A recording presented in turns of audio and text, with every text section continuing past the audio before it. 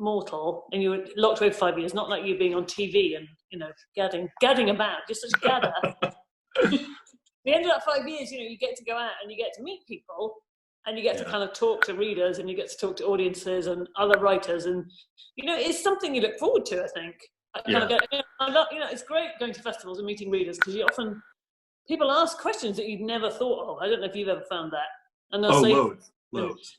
And also that kind of idea where you get into a kind of, you know, a dialogue and people can tell you what they've been reading and what they love. And you know, and it's that I miss actually more than anything. Just that kind of, you know, you have that expectation after 3 years sitting in your room talking to imaginary friends that you're going to actually go out and interact with real people. When it doesn't happen, it's really sad. I'm missing that a lot actually. Just that kind of face-to-face meetings with people. What about you? I think it was, I can't remember, was it Johnson who said, he always said the clever things that, you know, it's a writer begins a book, a reader finishes it.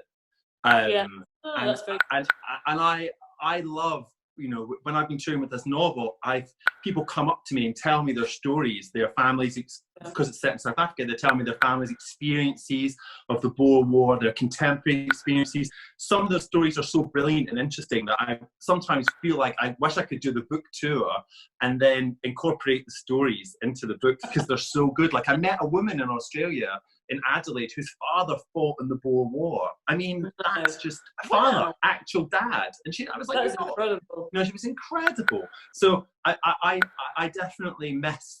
I mean, it was my paperback tour that was cancelled. So I missed that thing of getting out and hearing from readers about what they think, and you know, just I don't know. It's not so much about the ego as about. I mean, it's partly about the ego, if we're honest, but it's more about what they bring to it, the excitement they bring to it. It's all new to them. It's all new to them. But for us, it's like what we know every sentence. Yeah, you know. But also, it's also that thing of being in the environment of a book festival. And I've often found that sometimes I will wander into an event and I don't know anything about the person who's on stage, and something will kind of hit and connect, and I'll just think, my God, I want to read this book. And also sometimes you go and see someone because you love their book, and then maybe they're paired with somebody else, and you think, my God, this person's incredible, I have to read that book. Yeah. So it's just that kind of discoverability. Yeah, exactly. And just being in that environment and lots of different ideas and lots of different people's books, and just the idea that people have worked on this, crafted this thing for so long, and then they're going to present it, and if it reaches you, it's an amazing moment. So that I remember when that happened to me at Hay once, when I went to see Edmund Duval, and it was his first ever reading from The Hare with the Amber Eyes, and he'd never done a reading, and he was really nervous, and it was one of the really tiny tents, and I remember sitting there looking around at all these people, and you just had this feeling of, you know, this book is going to be huge, and this story is going to somehow change my life in some way. And, you know, and I went there because I couldn't get into another talk. Right? No intent. That's it right there. What's the best thing you've ever seen at a book festival? Do you have one that's a favourite? What that I hadn't planned, or my favourite ever? My favourite ever. I think my favourite ever was seeing Alice Walker at the World of Wonder Women's Showcase in South Bank. Oh my God, was she incredible? Yeah. She was being interviewed by Mariella, and it was this thing of, she was a little bit Vanessa Redgrave in that way of having become so loved and so grand that she, you know, she wasn't quite on our level, and I'm fine with that. I don't need her to walk in this, you know, I don't need her to be like me.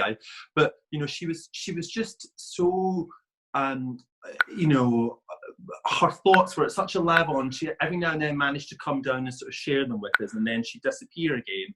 And I asked her a question about chickens, because she had written this mad book about chickens, which precisely nobody has read. I think I'm the only reader. She wrote a book about chickens, and her other key interest, Michael Jackson, as in Michael Jackson, and it's a mad book. You need to read it. It's mad.